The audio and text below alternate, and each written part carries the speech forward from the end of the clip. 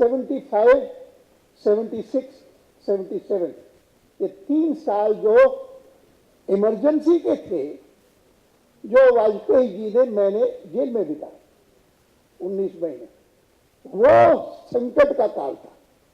और लगता था कि फिर से लोग मुझे अंदर ही कहते थे।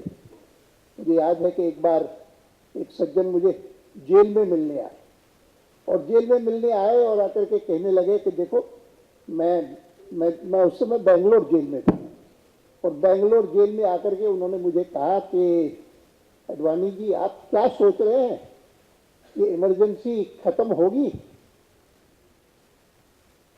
मैंने कहा कि देखिए मैं नहीं कह सकता। तो उन्होंने कहा कि मुझे लगता है कि खत्म नहीं होगी, और मैं आपके पास आया हूं केवल एक बात कहने के लिए कि मैं कुछ भी करने को तैयार हूं, और मुझे केवल दिल्ली में कोई गाइड चाहिए। कहा मैं 65 साल का हूं, जीवन में मेरे परिवार के लोग सब सेटल्ड है, घर की मुझे कोई चिंता नहीं, लेकिन मैं दिल्ली में किसी को जानता नहीं। मैं आपके पास आया हूं, मेरे पास लाइसेंस रिवॉल्वर भी है।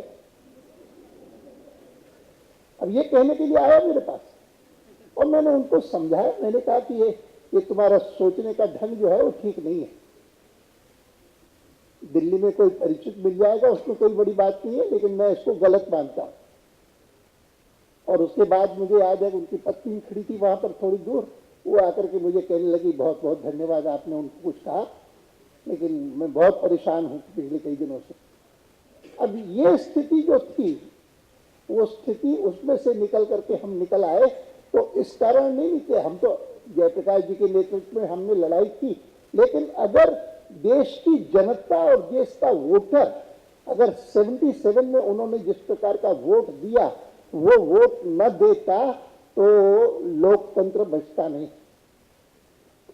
यानी उसमें भी जिस जनता को मैं कई बार उनके निर्णयों के कारण कहता हूं ज्यादा शिक्षित नहीं है, जात के आधार पर वोट देते हैं और बाकी फैक्टर्स देखते नहीं, मुझे मानना पड़ा 77 के बाद से लेकर के that in the ultimate analysis Hindustan के आम नागरिक में भी वो राजनीतिक सूझबूझ है जो ऐसी स्थिति पैदा करे जैसी 77 के चुनाव में हिंदुस्तान के साधारण बेपढ़े लिखे मतदाता ने पैदा की, कि राइट फ्रॉम सारे नॉर्थ के स्टेट्स में आपको पता है कि 85 सीटें थी यूपी के, और यूपी की 85 सीटों में हम बैठ करके जब टिकट का फैसला करते थे तो पड़ोस में ऐसे बैठे लोग कहा अडवाणी किसका नाम ले रहे हैं, वहां तो उनकी जाति का एक आदमी नहीं है उस कॉन्स्टिट्यूएंसी में, आप उसका नाम ले रहे हैं कि इनको वोट दे दो, इनको टिकट दे दो। लेकिन 85 सीटें लोकसभा की यूपी में थी, कांग्रेस को एक भी नहीं मिली, कांग्रेस को 0। और ये अकेला उत्तर प्रदेश नहीं, बिहार 53 सीटें कांग्रेस 0, दिल्ली 7 सीटें कांग्रेस 0, हरियाणा पंजाब कांग्रेस 0-0। एक अकेला मध्य प्रदेश था जिसमें कांग्रेस को 1 सीट मिली। मैं वहां पर गया था, जो उससे बात की बात है, मैं भाषण देते हुए किसी भाषण में मैंने कहा उनका 0 का रिकॉर्ड आपने बिगाड़ दिया सारा, 1 सीट देकर के। तो पीछे से लड़का एक खड़ा हुआ कि अडवाणी जी वो कोई स्कोर नहीं था, वो तो नोबल था। अब मैं इन बातों का जिक्र केवल इसलिए करता हूं कि ultimately it is the people, it is the doctors who will ultimately be able to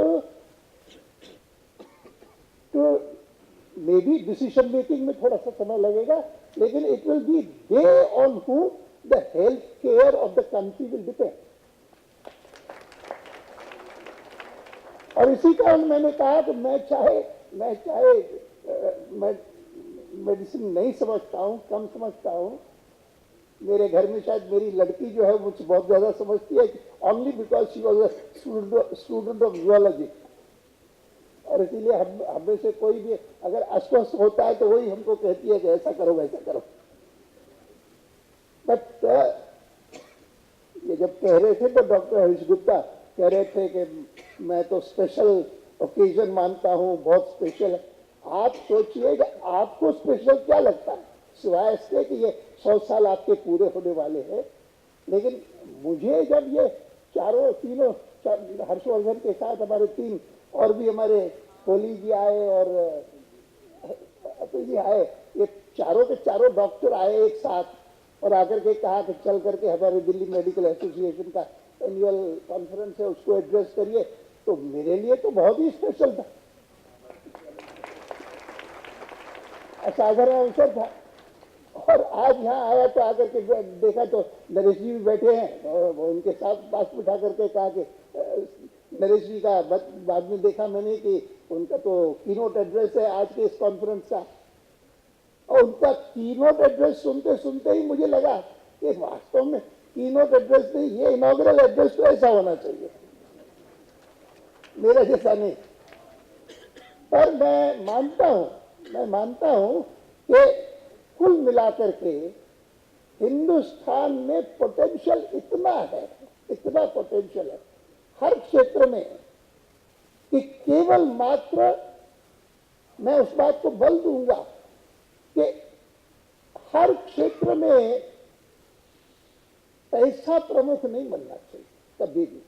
और इसीलिए जब ये कह रहे थे हमारे मुझे बहुत अच्छा लगा, प्रेम जी कह रहे थे ना कि डॉक्टर्स की कैपेसिटी इतनी होती है, उनकी कैपेबिलिटी इतनी होती है कि पैसा कमाना चाहे तो बहुत कमा सकते हैं, लेकिन वो उसके पीछे नहीं पड़ते।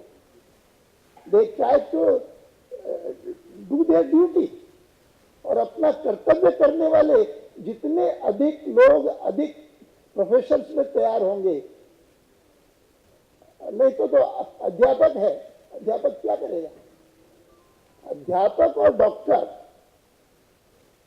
ये कोई पैसा बनाने का तरीका नहीं, ये तो सचमुच समाज की सेवा करने का तरीका है। और इसीलिए मैं ये मुझे बहुत अच्छा लगा अमर्त्य सेन का भी ये कहना कि ये मिला होगा मुझे अर्थशास्त्र के लिए, लेकिन आर्थिक नीतियों से ज्यादा महत्वपूर्ण है हेल्थ केयर किस प्रकार का है देश में। महत्व इस बात का है कि शिक्षा कितनी अच्छी दी जाती है देश में।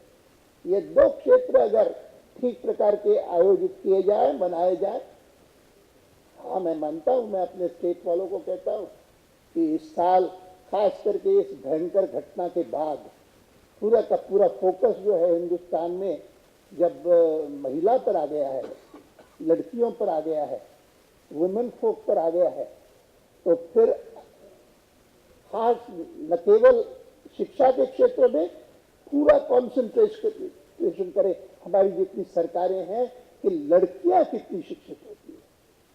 और ऐसा तो नहीं कि लड़की की थोड़ी बहुत शिक्षा हुई और ड्रॉप आउट हो जाए, शादी हो जाए, विवाह हो जाए, चले जाए। वैसे का वैसा अवसर मिलना चाहिए जैसा लड़के को मिलता है। और मुझे खुशी होती है जब मेरे कुछ मुख्यमंत्रियों ने इस डायरेक्शन में कॉन्सेंट्रेटेड कोशिश की है कि भाई लिटरेसी जो है और एजुकेशन वह लड़कियों में सबसे ज्यादा हो। उसी प्रकार से हेल्थ क्षेत्र के केयर में मैटरनल मॉर्टेलिटी, इन्फेंट मॉर्टेलिटी, उसको कम करने के एफर्ट्स, न्यूट्रिशन ठीक न मिले बच्चों को उसकी चिंता है। ये सारी के सारे फील्ड्स ऐसे हैं कि जिसके बारे में विशेष चिंता करना। इस साल को कई लोग कहते हैं let us make 2013 the year of the woman, the girl child and the mother. इसके बारे में चिंता करके अगर हम अपने रेजोल्यूशंस के द्वारा ये मैसेज हिंदुस्तान भर के चिकित्सकों को कन्वे करें तो मुझे लगता है कि बहुत अच्छा हम काम करेंगे। तो इसी कारण मैं उस समय उनका कीनोट एड्रेस सुनते सुनते मैं सोच रहा था कि इस आपके दिल्ली मेडिकल एसोसिएशन के 2013 के इस एनुअल कॉन्फ्रेंस में से आपके जो प्रस्ताव हों वो प्रस्ताव ऐसे हों कि जो वुमेन की चिंता करें और जो हेल्थ केयर की चिंता करें और हेल्थ केयर के क्षेत्र में क्या क्या कुछ करना चाहिए, जो लोग शासन में हैं, जो डिसीजंस करते हैं और जो आज तक उन्होंने डिसीजंस अगर किए हैं, क्योंकि मैंने पूछा अभी ये कब का बिल है ये जो पास हुआ है, तो उन्होंने बताया कि 2010 में हुआ है। तो मैं उसकी चिंता जितनी मेरी ओर से हो सकेगी मैं पार्लियामेंट में करूंगा।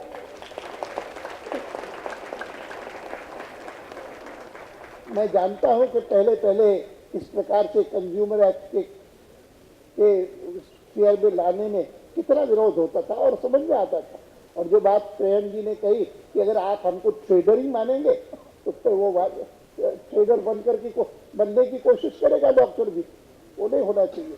ये सारी की सारी बातें ऐसी है कि जिनके बारे में मैं समझता हूँ कि मुझे यहाँ निमंत्रण दे करके न केवल मेरा सम्मान किया, लेकिन मुझे कुछ यहाँ से आपसे कुछ शिक्षा ग्रहण करने का भी अवसर दिया।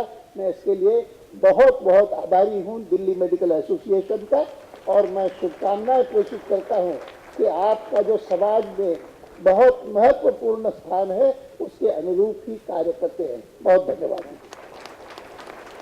इन्हीं शब्दों के साथ औपचारिक रूप से मैं इस सम्मेलन का उद्घाटन करता हूँ।